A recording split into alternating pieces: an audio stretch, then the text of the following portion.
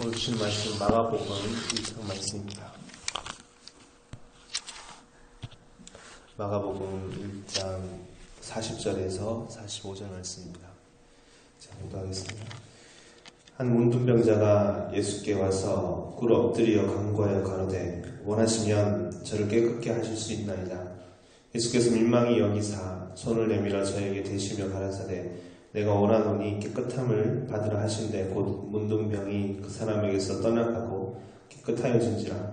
엄히 경계하사 곧 보내시며 가라사대 삼가 아무에게도 아무 말도 하지 말고 가서 내 몸을 제사장에게 보이고 내 깨끗게 됨을 인하여 모세에 명한 것을 드려 저희에게 증거하라 하셨더니 그러나 그 사람이 나가서 이 일을 많이 전파하여 널리 퍼지게 하니 그러므로 예수께서 다시는 드러나게 동네에 들어가지 못하시고 오직 바깥 한적한 곳에 계셨으나 사망에서 그에게 나오더라. 그리스도의 고백이라는 제목으로 말씀 전하겠습니다. 우리 예수님의 생애를 함께 보고 있습니다. 어제 이어서 오늘 본문을 함께 보는데요. 예수님께서 한 문둥병자를 고치셨습니다. 그리고 이 사건 이후에 예수님께서 하신 말씀을 우리가 함께 묵상하기 원합니다. 큰 믿음을 드러내서 이 문둥병자는 치유함을 얻게 됩니다.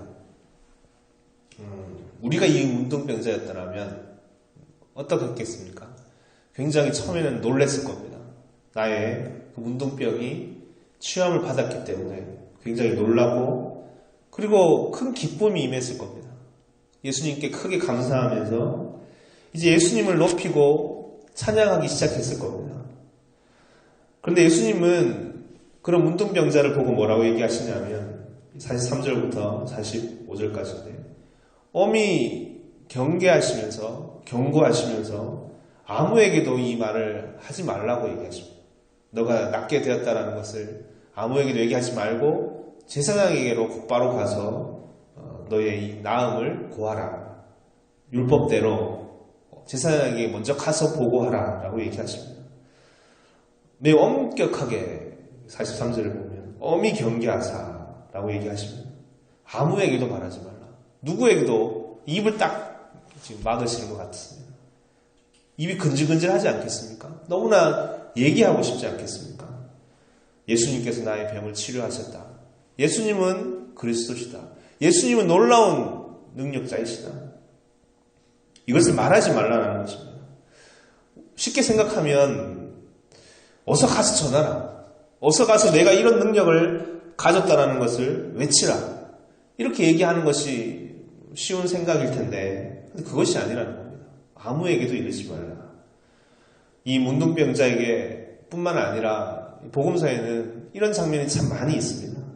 예수님께서 치료하시고 또는 그리스도로 예수님을 알아본 자들에게 예수님께서는 이렇게 얘기하시는 겁니다. 다른 사람에게는 말하지 말라. 왜 그럴까요? 여러분 어찌 그러한 것입니까?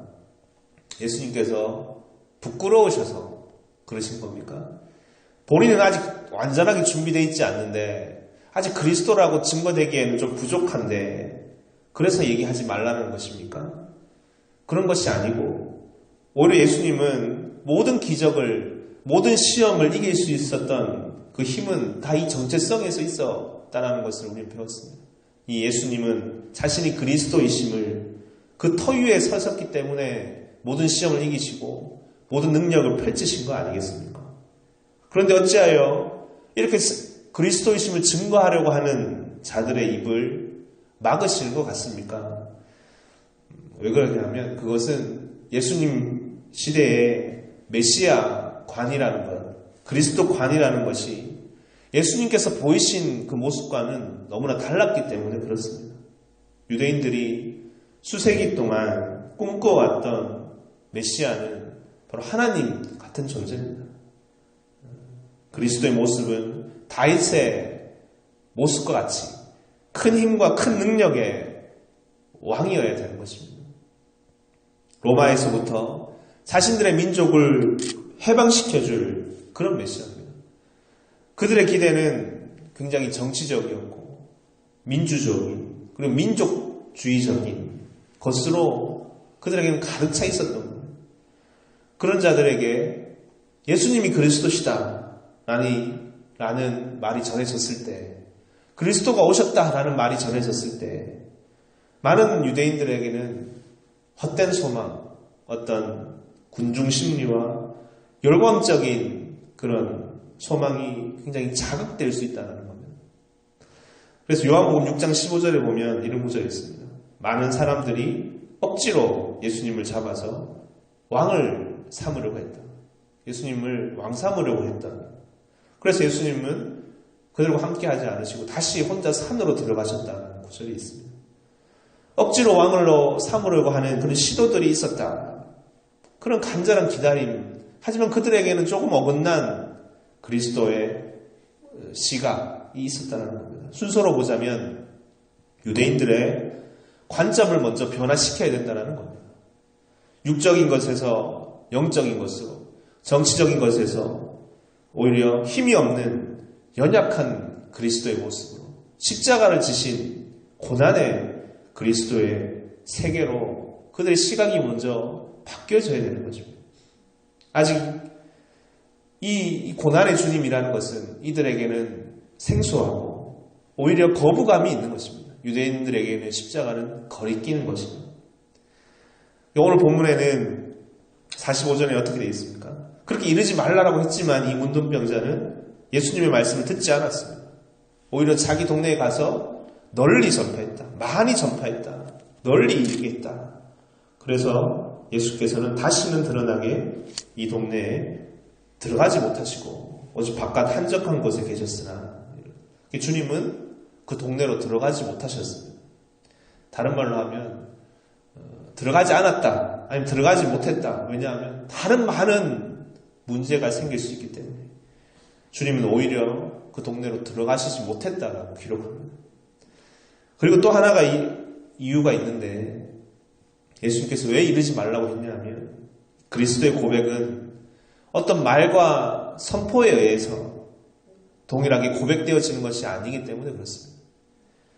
그리스도의 고백은 생활과 사랑에 의해서만이 전해질 수 있고 고백되어지는 세계이기 때문에 그런 것입니다.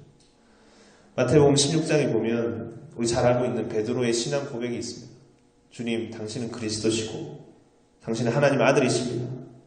라는 고백을 들으셨을 때 예수님께서 베드로에게 뭐라고 얘기하시냐면 바요나 시몬아, 이를 너에게 알게 하니는 혈육이 아니요 하늘에 계신 내 아버지시니라 라고 얘기하십니다.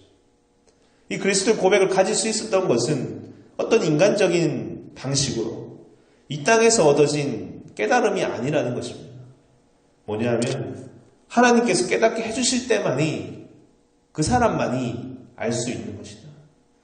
이런 과정을 통해서 예수님을 발견할 수가 있는 것입니다. 그리고 이런 고백으로 고백되어질 때만이 진정한 고백이 될 수 있는 것입니다. 왜 이런 얘기합니까? 고백이라는 것도 같은 말이지만, 같은 말이고 같은 선포이지만 그 내용 안에 있는 진정성과 그 안에 있는 깊이는 다를 수 있는 겁니다. 정말 주님께서 받기 원하셨던, 주님께서 고백되어지기 원하셨던 고백은 어떤 고백이냐? 2000년 전에도 마찬가지지만 지금 2000년 후에 오늘에도 이 그리스도라는 것은 큰 비밀입니다. 하지만 이 큰 비밀이지만 오늘날에는 예수 그리스도라는 말이 너무나 쉽게 쓰이고 오히려 믿지 않는 사람들도 예수 그리스도라는 이런 신앙의 고백 형태로 얘기되고 있지 않습니까? 하물며 성도들에게, 교회 다니는 사람들에게는 더욱더 그러합니다. 다 예수 그리스도, 예수 그리스도, 예수는 그리스도시다. 하지만 이 고백이 어떤 고백입니까? 우리가 성탄을 기다리고 있는데요. 이때 우리 잘 알고 있는 처음 이 아기 예수를 받아든 시므온과 한나 이야기 여러분 잘 아실 겁니다. 그들은 아기 예수님을 안고 고백합니다. 찬양합니다. 아무것도 가지지 못하고 그저 초라하기 그지없는 말구의 예수, 그 연약한 아기를 안고 그는 그리스도로 고백하고 하나님께 찬양을 하는 것입니다. 이것이 정말 진정 우리에게 열려져야 될 고백이라는 겁니다. 우리도 혹시 오늘날 우리도 혹시 관습적으로 아니면 다른 사람이 그리스도라고 얘기하니까 그렇게 말하고 있지는 않습니까? 마치 강제로 알을 깨고 나오는 것처럼 병아리가, 새가 알을 깨고 나오는데 그 모습이 힘들게 느껴져서 사람이 밖에서 그 껍질 까는 것을 도와주면 그 병아리는 나중에 심각한 문제를 가지게 돼서 아무 힘없이 죽게 된다고 합니다. 지금 그렇게 이 문둥병자의 말로 인해서 전하여져서 그들이 알게 된다면 아 그런가? 예수님은 그리스도신가? 라는 고백을 가지게 된다면 그 고백은 진정한 고백이 아닌 것이 아닌가? 주님께서는 뭐라고 얘기하시냐면 이것은 혈통적인 것이나 인간적인 누가 가르쳐줘서 깨닫게 되는 것이 아니고 하늘에 계신 내 아버지께서 가르쳐 주실 때야만 그때야 진정한 고백 될 수 있는 것이다. 베드로에게도 이렇게 다시 분명하게 알려주시는 것입니다. 주님께서 오늘 엄히 경계하시면서 알리지 말라. 이 말이 너 아무 말도 하지 말라. 너는 그런 고백 가지지 말라. 이런 말씀이 아니고 그 고백이 진정한 고백이냐. 이 고백의 중요성을 다시금 기억하면서 우리 안에 혹은 잘못된 메시아관, 정치적인, 민족주의적인 이 주님과 달리 이 고난과 이 십자가의 통해 열려졌던 이 놀라운 생명의 역사를 바라보지 못하는 모습은 없었는가 다시 보면서 진정한 그리스도라는 것은 우리에게 열려진 이 그리스도라는 것은 하나님께서 진짜 우리에게 열려지기 원하시는 이 세계 안에서 고백되어지는 이 진지하고 순수한 고백이 다 되시기를 주의로 축원드립니다. 그로 인해서 또한 우리 또한 우리의 믿음의 선포로 인해서 우리의 믿음의 삶으로 또한 많은 이들이 예수를 그리스도로 고백되어지게 하는 시대 진정 주님의 제자들 다 되시기를 주의로 축원드립니다. 아멘. 같이 기도하시겠습니다. 사랑의 주님, 예수님은 나의 치료자이십니다. 예수님은 나의 그리스도이십니다. 고백이 터져나오는데 주님은 잠깐이라고 말씀하셨습니다. 아무에게도 이르지 말라고 하셨습니다. 정말 이 고백은 너무나 귀한 고백이기에 너무나 하나님께서 열어주신 귀한 고백이기에 말로 또 선포로서는 다 전해질 수 없는 그 한계가 분명히 있습니다. 지금 예수님께서 몸으로, 삶으로, 섬김으로, 희생으로 끝까지 보여주셨던 그 세계로 인해 그 끝에 터져나온 고백인 것을 다시금 기억하는 자로 되게 도와주시옵소서. 우리 또한 그런 고백을 가진 자입니까? 그렇다면 그 고백이 나오기까지의 주님의 수많은 사랑의 삶을 기억하는 자들 되게 도와주시옵소서. 우리를 향하신 끝없는 사랑의 희생의 섬김의 삶이 있었음을 먼저 고백하는 자들 다 되게 도와주시옵소서. 그 그리스도의 터 위에 집을 짓는 자들 다 되게 해주시고 진짜 우리 안에 혹은 잘못된 신앙관, 메시아관으로 인해 주님의 그 역사가 펼쳐져야 될 때에 오히려 그 동네에 들어가지 못하셨느니라 하셨던 그런 모습은 없었는지 정말 우리의 삶을 통해서 진정 예수가 그리스도로 온전한 그리스도로 주님께서 드러내기 원하셨던 그리스도의 모습으로 드러나실 수 있는 우리의 삶의 고백, 삶의 모습 다 될 수 있도록 주님 되주시옵소서. 우리 삶을 통해서 많은 이들이 믿고 주님 앞으로 나올 수 있는 그런 놀라운 역사가 일어나기를 간절히 원합니다. 오늘 감사드리옵되 예수님 이름으로 기도드렸습니다. 아멘. 다 함께 주기도를 하겠습니다. 하늘에 계신 우리 아버지여 이름이 거룩히 여김을 받으시오며 나라 임하옵시오며 뜻이 하늘에서 이루어진 것 같이 땅에서 이루어지이다. 오늘날 우리에게 일용할 양식을 주옵시고 우리가 우리에게 죄 지은 자를 사하여 준 것 같이 우리 죄를 사하여 주옵시고 우리를 시험에 들게 하지 마옵시며 다만 악에서 구하옵소서. 대개 나라와 근세와 영광이 아버지께 영원히 쌓나이다. 아멘. 이 시간 우리가 함께 기도하는 시간 가지겠습니다. 먼저는 오늘 주신 말씀처럼 예수님께서 엄히 경계하시며 이르셨던 이 세계가 오늘 우리에게도 다시 열려져서 정말 소중하게 귀하게 열려진 이 예수 그리스도의 고백을 주님의 그 뜻대로 주님께서 원하시는 바대로 귀하게 전하고 동일하게 이런 섬김과 희생과 수고로 인해 열려졌던 이 고백이 다른 우리를 통해서 많은 영혼들에게 또 동일하게 고백되어지게 하는 우리들의 인생 다 되게 해달라 간절히 기도하시겠습니다. 또 기도하실 때 가지고 나오신 기도 제목과 교회 공동체 위해서 기도하시다가 자유롭게 돌아가시면 됩니다. 같이 기도하시겠습니다.